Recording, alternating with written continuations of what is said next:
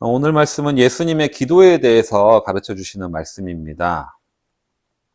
예수님은 기도에 대해서 두 가지 비유를 들려주시는데, 하나는 불의한 재판장 비유이고요. 다른 하나는 바리새인과 세리의 기도 이야기입니다.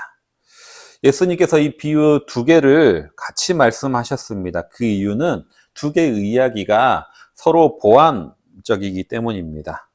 그래서 성서 전과에 따르면 사실은 지난주가 불의한 재판장 비유이고 이번 주가 바리새인과 세리의 기도 이야기인데, 오늘은 이 비유 두 가지를 같이 살펴보려고 합니다. 첫 번째 비유의 내용은 다음과 같습니다. 어떤 도시에 한 재판관이 살고 있는데, 그 재판관은 하나님도 두려워하지 않고 사람도 존중하지 않는 사람입니다.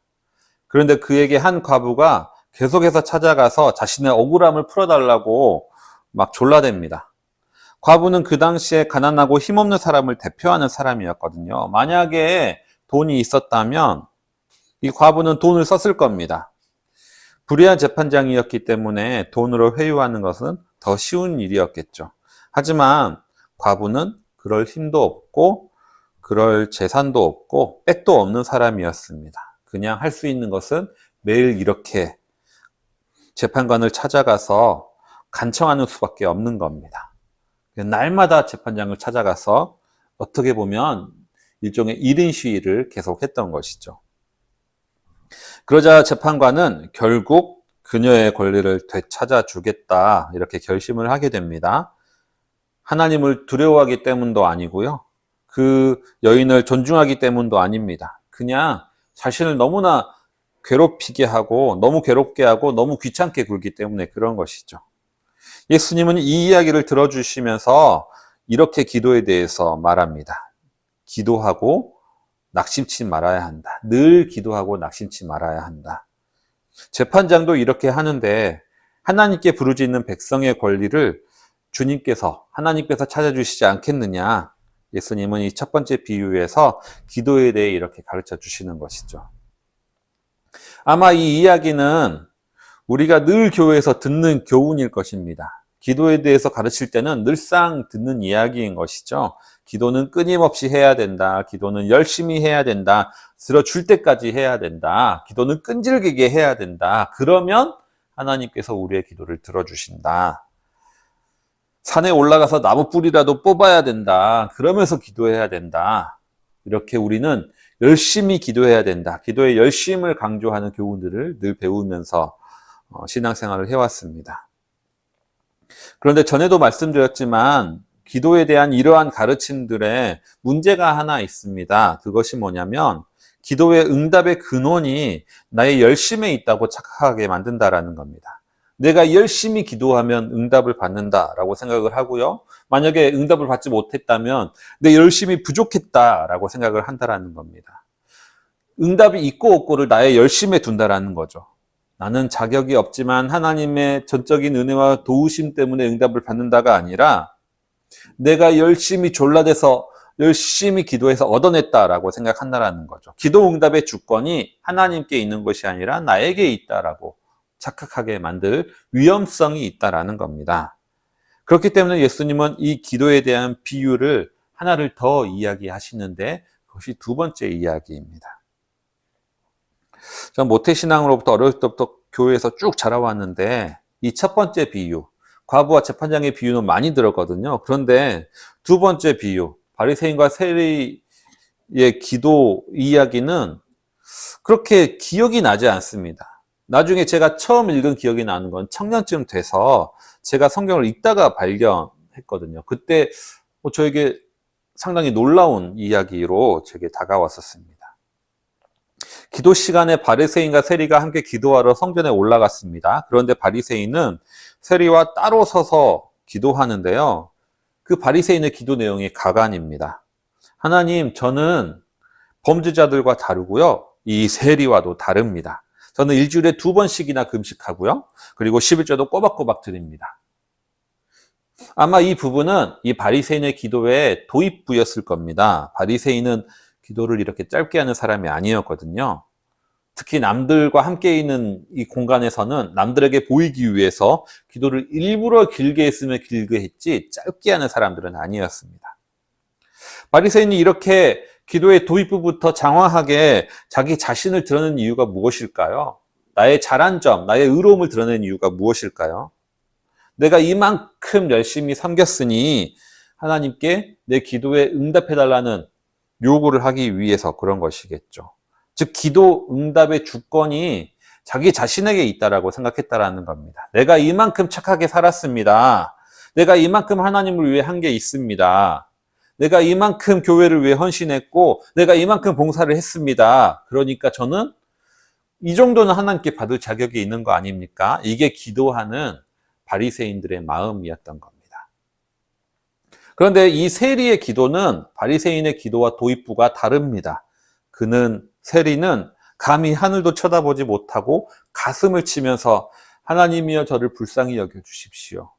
저는 죄인입니다. 이렇게 외치고 있습니다. 나를 불쌍히 여겨주십시오. 불쌍히 여겨달라는 말은 무슨 말입니까? 나는 할 수 있는 것이 아무것도 없습니다. 라는 말입니다. 나는 전적인 무력함, 저는 이렇게 무력한 존재입니다. 라는 것을 드러내는 것이죠. 그래서 찰스 링만은 기도에 대해서 이렇게 말했습니다. 기도는 교환 기술이 아닙니다. 기도는 거래 기술도 아닙니다. 오히려 기도는 연약함의 기술입니다. 기도는 우리의 피조물됨과 하나님의 위대하심, 사랑과 자비의 풍성하심을 인정하는 시간이 아닙니다. 기도는 우리가 얼마나 연약한지 말씀드리고 하나님께서 내 인생에 개입해 주시고 보호해 주셔야 한다는 사실을 고백하는 시간입니다. 찰스 링만은 이렇게 기도에 대해서 가르쳐 주셨습니다.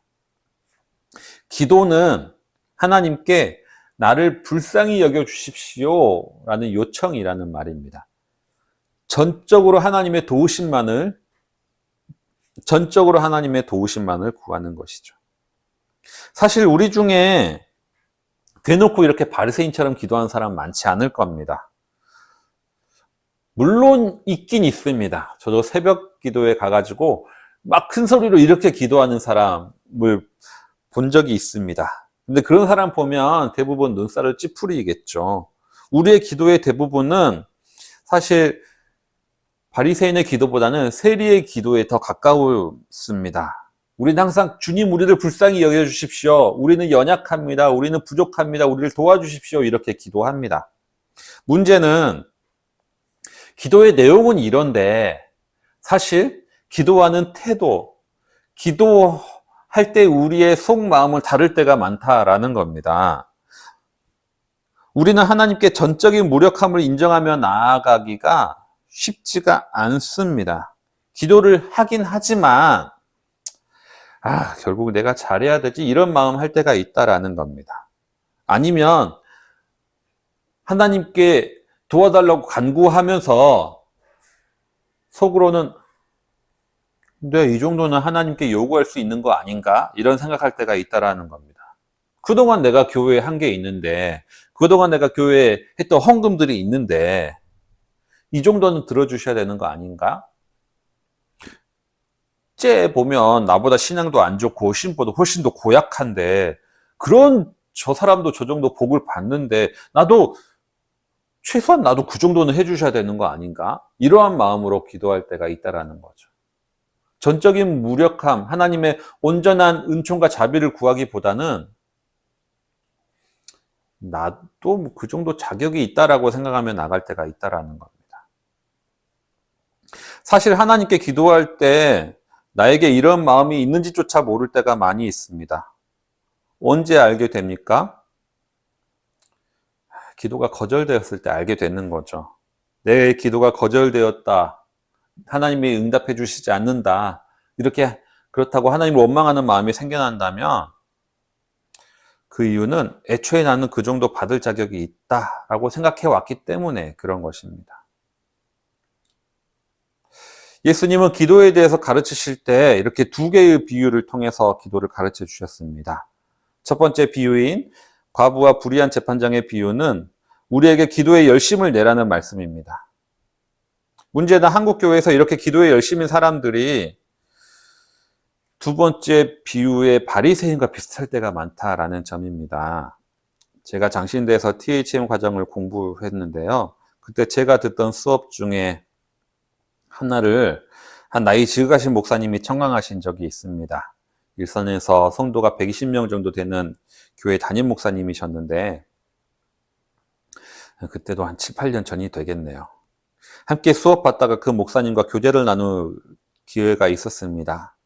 그 목사님은 그 교회에 20년 정도 목회를 하셨는데 몇 년 전에 그 교회 새벽 기도회를 없애셨다라고 하시더라고요.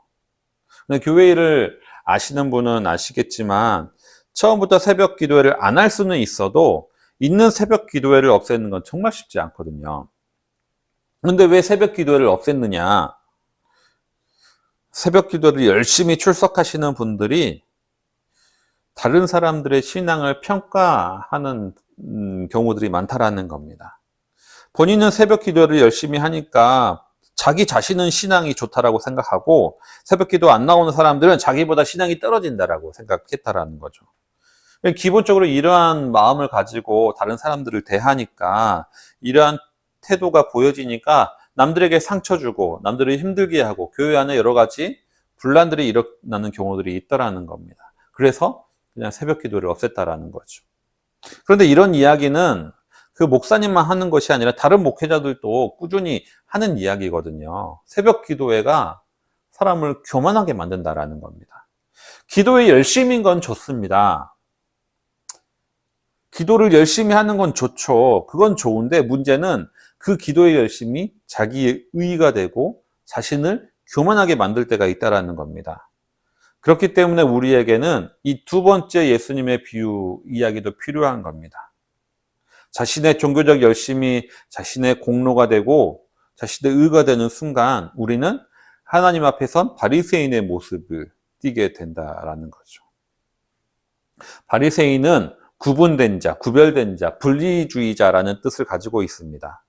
바리새인은 항상 자신들을 남과 구분하려고 합니다. 그들은 남들과 다름을 기뻐하고 감사하고 또 남들과 다르다는 것을 내세우는 사람들입니다. 이렇게 남들과 나를 구분짓기에 능한 사람은 마음속에 교만의 씨앗이 자라나고 있다는 것을 의미하는 것이죠. 그래서 예수님은 이 두 번째 이야기에서 이 바리새인이 아니라 세리가 의롭다함을 받았다라고 말씀하시면서 비유의 결론을 이렇게 내리고 있습니다. 자기를 높이는 자는 낮아지고 낮추는 자는 높아지리라. 말씀을 정리하겠습니다. 예수님은 기도에 대해서 두 개의 비유를 들려주시면서 두 가지의 교훈을 주십니다. 첫 번째는 낙심치 않는 기도입니다. 하나님 앞에서 낙심치 않고 의뢰할 때 우리는 그분의 도우심을 입을 수가 있습니다. 하지만 우리의 이 기도가 종교 행위가 되지 않기 위해서는 우리는 예수님의 그 두 번째 비유에 귀를 기울여야 됩니다. 하나님 앞에서 나의 누추함과 무력함을 드러내는 것. 그렇게 할 때 비로소 우리는 하나님의 은혜를 받고 하나님의 의롭다 하심을 누릴 수 있다라는 겁니다. 이 말씀을 기억하시면서 이 시간 우리 내일을 바라보는 기도를 함께 드리겠습니다. 기도하겠습니다.